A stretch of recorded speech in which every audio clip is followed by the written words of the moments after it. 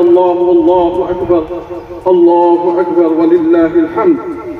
عدد من وقف بعرفات ورمى الجمرات وضحى ونحر.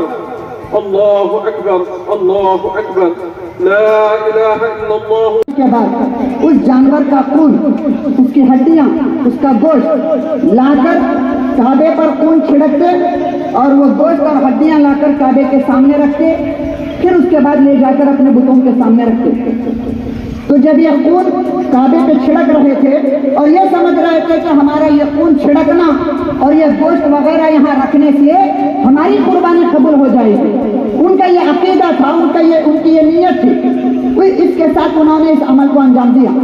तब अल्लाह ताला ने यह आयत मुसलमानों को अता फरमाया, जब वो ईमान लाए, ईमान लाने के बाद फिर वही काम ना करें जो ईमान लाने से पहले किया करते थे।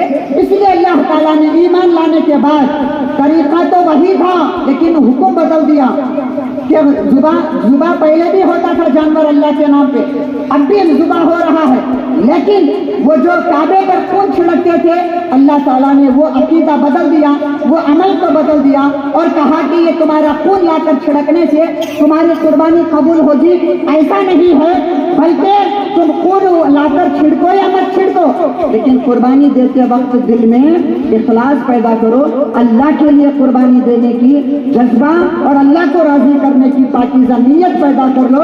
बस यही चीज अल्लाह के पास पहुंचती है। जानवर का गोश्त या जानवर का खून या जानवर की हड्डियां अल्लाह के पास नहीं पहुंचती है।